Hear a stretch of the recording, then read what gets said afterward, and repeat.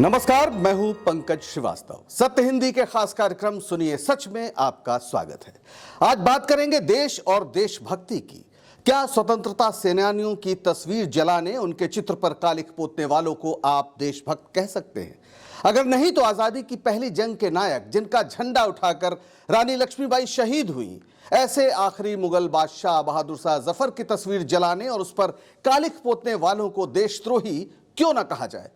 क्या यह सिर्फ पहचानने की गलती का नतीजा है या मुस्लिमों को लेकर फैलाई जा रही नफरत का नतीजा? और यह नफरत देश को किधर ले जा रही है?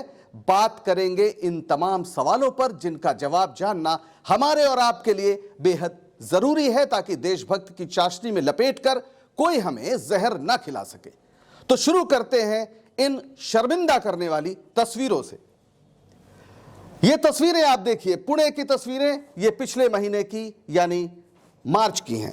17 मार्च की तस्वीर, जहां पर बहादुर शाह जफर की जो तस्वीर है उसको न सिर्फ जलाया गया बल्कि उस पर कालिख पोती गई। उनकी तस्वीर पर ये चप्पलें लटक रही हैं, आप यहां देख सकते हैं। और फिर ये तस्वीर जो अभी कल आई है सामने, ये गाजियाबाद रेलवे स्टेशन की है। यहां पर बहादुर शाह जफर की तस्वीर पर जो बनाई गई थी प्लेटफॉर्म नंबर 4 पर, उस पर कालिख पोती जा रही है। आप देख सकते हैं ये दोनों तस्वीरें। पुणे में ये सनातन पावन संगठन है और यहां जो गाजियाबाद में सक्रिय लोग हैं, इनका कहना है कि ये किसी हिंदू रक्षा दल के लोग हैं। इन्हें यह भी नहीं पता कि ये बहादुर शाह जफर हैं, ना कि औरंगजेब। और इस खास तौर पर गाजियाबाद स्टेशन की तो एक बहुत ही जबरदस्त ऐतिहासिक भूमिका रही है, क्योंकि यही वो जगह है जहां 30 मई 1857 को तमाम क्रांतिकारियों ने अंग्रेजों को जबरदस्त टक्कर दी थी। बहुत से हिंदुस्तानी सिपाही शहीद हुए थे और उसी को याद दिलाने के लिए प्लेटफॉर्म नंबर 4 और 5 पर 2016 में 1857 के क्रांतिवीरों की तस्वीरें दीवालों पर बनाई गई थी, जो हमें हमेशा एक गौरव का बोध कराती है। हमको याद आता है 1857 यानी आजादी की पहली लड़ाई।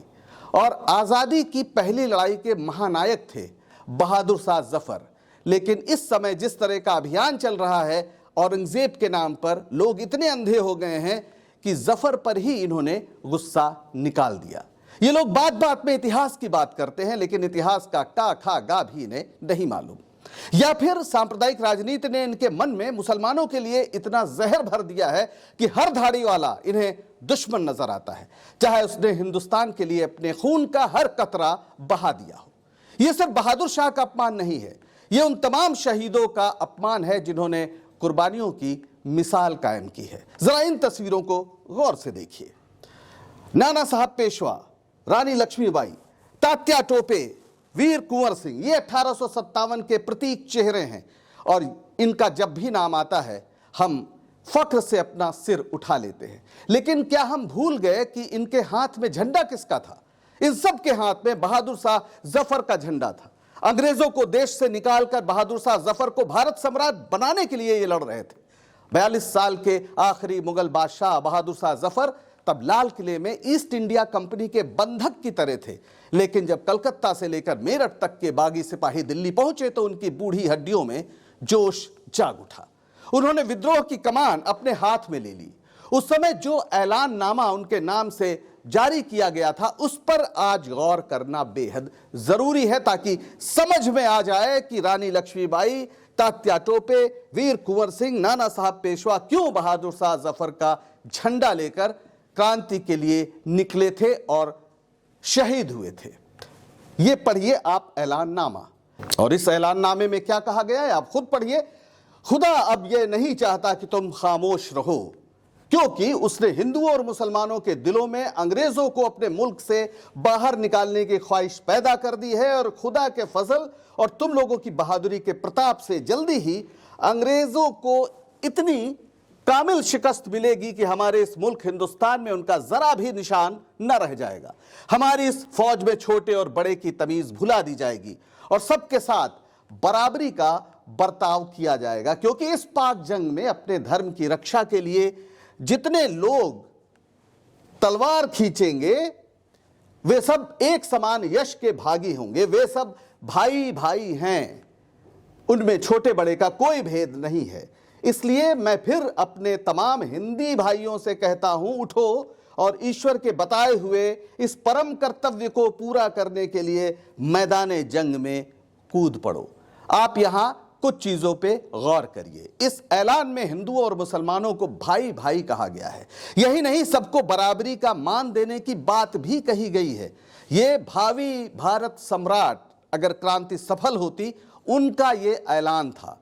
बहादुर शाह जफर वही बादशाह थे जिन्होंने हिंदुओं की भावना का ध्यान रखते हुए गोकशी पर प्रतिबंध लगाने का भी ऐलान किया था। अपने शासनकाल यानी 1837 से 1857 के दौरान दिल्ली में रामलीला शाही संरक्षण में आयोजित की जाती थी।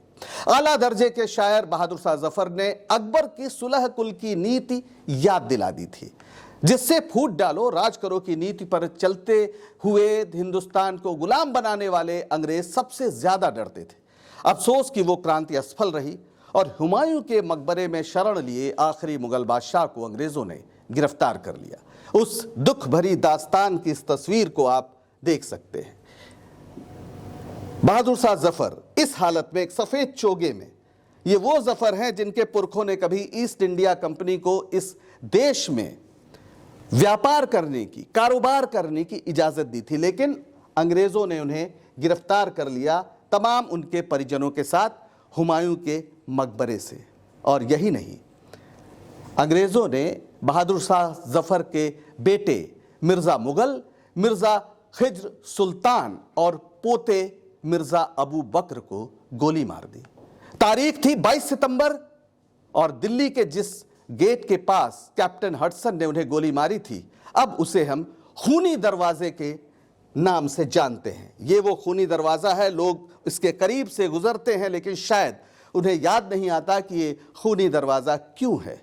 यहां पर तीनों जो शहजादे थे उन्हें गोली मारी गई और फिर इन शहजादों के नंगे बदन को चांदनी चौक में कोतवाली के सामने डाल दिया गया। अब सोचिए, नंगे बदन, इसका मतलब समझिए किस तरह से अंग्रेजों ने ये जुल्म किया था ताकि लोग बागियों का हश्र देख सके।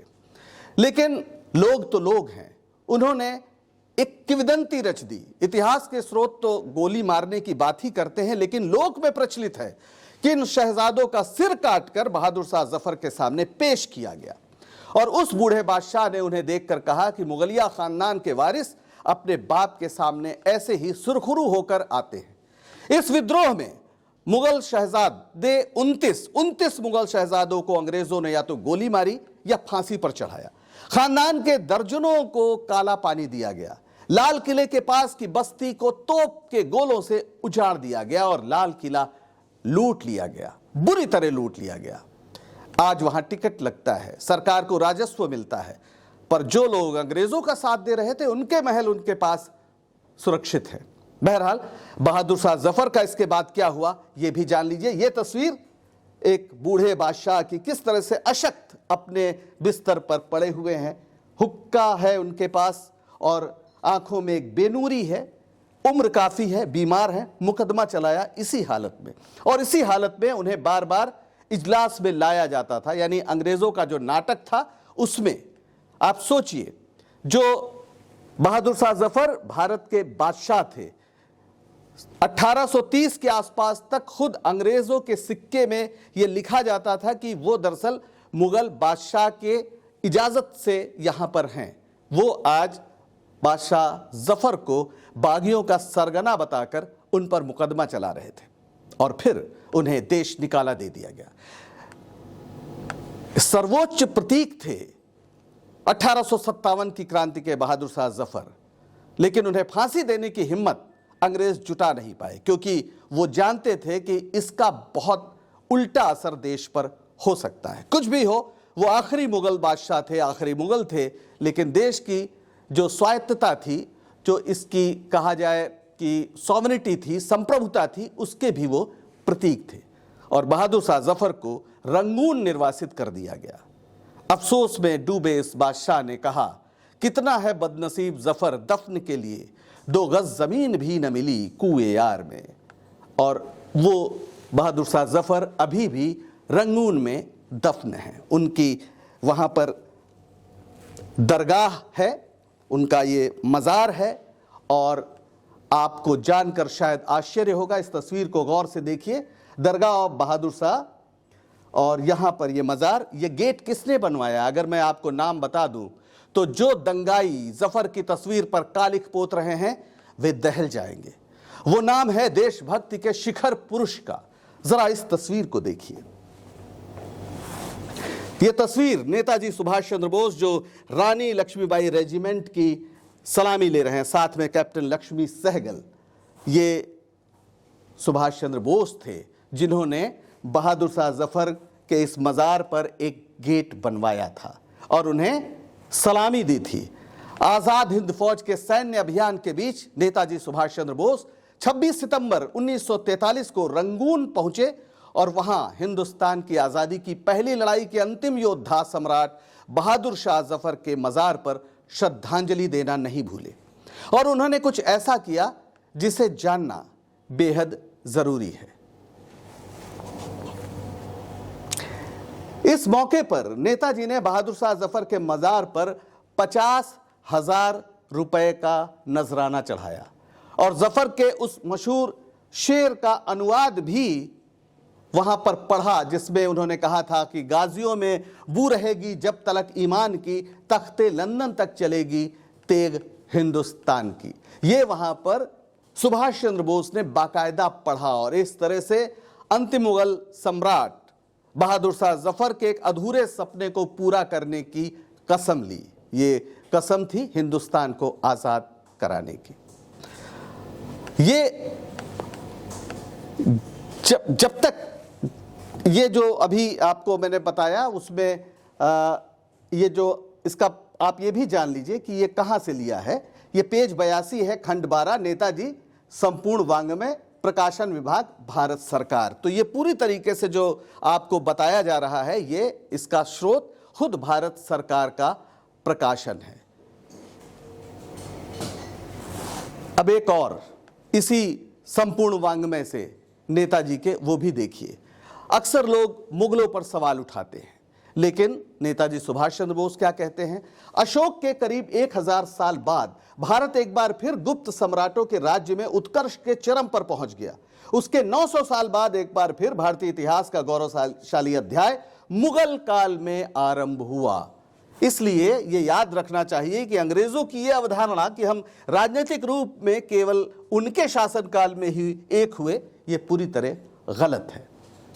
यानी अंग्रेज ये कह रहे थे कि हमने भारत को एक किया, तो नेताजी सुभाष चंद्र बोस ने इसका विरोध करते हुए हवाला दिया मुगल काल का और उसे भारतीय इतिहास का एक गौरवशाली अध्याय बताया। अब आप ये बताइए कि जो लोग आज मुगलों को गाली देते हैं वो देशभक्त थे या फिर हम नेताजी सुभाष चंद्र बोस की बात माने? ये भी आप देख लें हमने कहां से लिया है। ये भी संपूर्ण वाङ्मय, नेताजी का, प्रकाशन विभाग, भारत सरकार का है, पेज 274, खंड 12।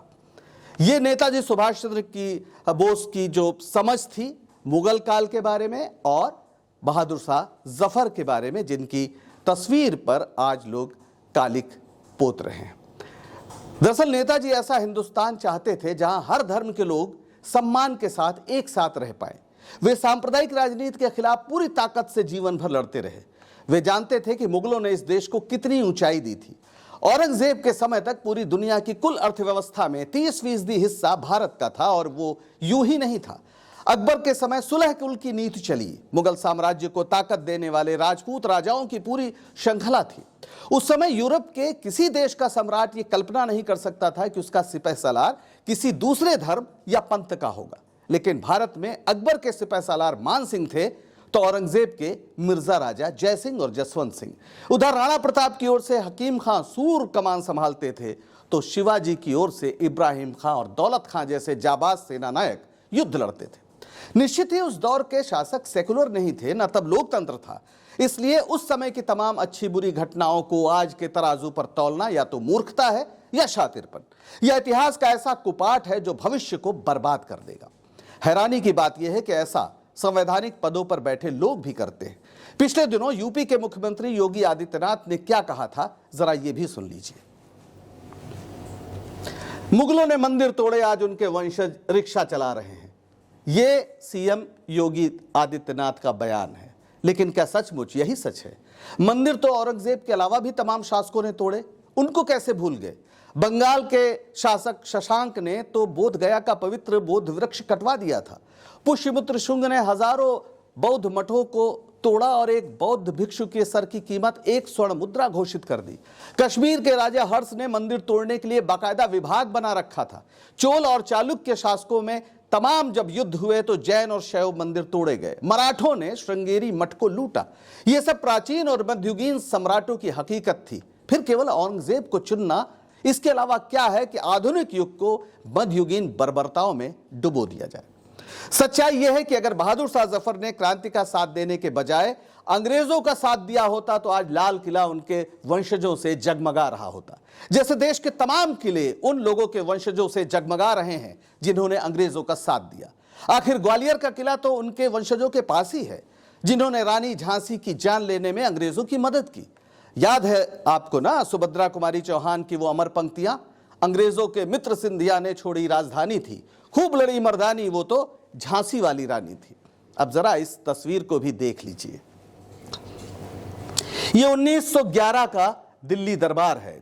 सम्राट जॉर्ज पंचम भारत आए, उनका राज्याभिषेक हुआ था, यहां भी हुआ, और यही वो वक्त था जब राजधानी को कलकत्ता से दिल्ली लाया गया था।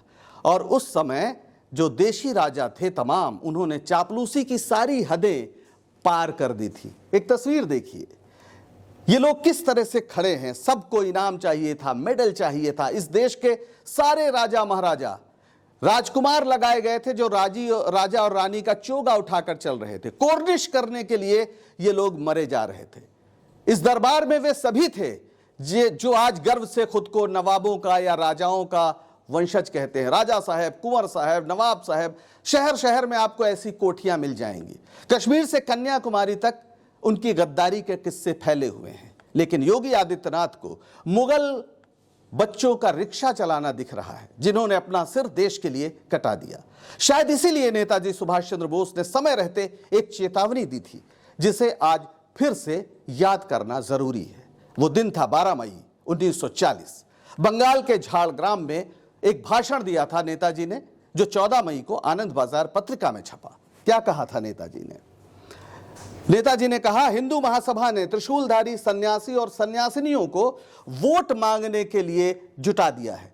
त्रिशूल और भगवा लबादा देखते ही हिंदू सम्मान में सिर झुका देते हैं। धर्म का फायदा उठाकर इसे अपवित्र करते हुए हिंदू महासभा ने राजनीति में प्रवेश किया है। सभी हिंदुओं का कर्तव्य है कि इसकी निंदा करें। ऐसे गद्दारों को राष्ट्रीय जीवन से निकाल फेंके, उनकी बातों पर कान ना दें। यह था सुभाष चंद्र बोस का कहना। जो लोग भगवा को या धर्म को राजनीति में लाते हैं। रावण ने भी भगवा वेश में ही सीता का हरण किया था और आज भगवा सामने रखकर सत्ता हरण किया जा रहा है। भगवा की ओट में छिपे गलत इरादों को नेताजी ने बहुत पहले पहचान लिया था। बहादुर शाह जफर को आदर्श मानने वाले नेताजी आज उनकी तस्वीरों को जलाते देखते तो क्या करते, इसकी कल्पना ही की जा सकती है, खासतौर पर जब वे यानी नेताजी अहिंसा के पुजारी नहीं थे। बहरहाल आज के लिए बस इतना ही। उम्मीद है कि सच बताने सुनाने का हमारा यह प्रयास आपको पसंद आ रहा होगा। दीजिए इजाजत और बने रहिए सत्य हिंदी के साथ। नमस्कार।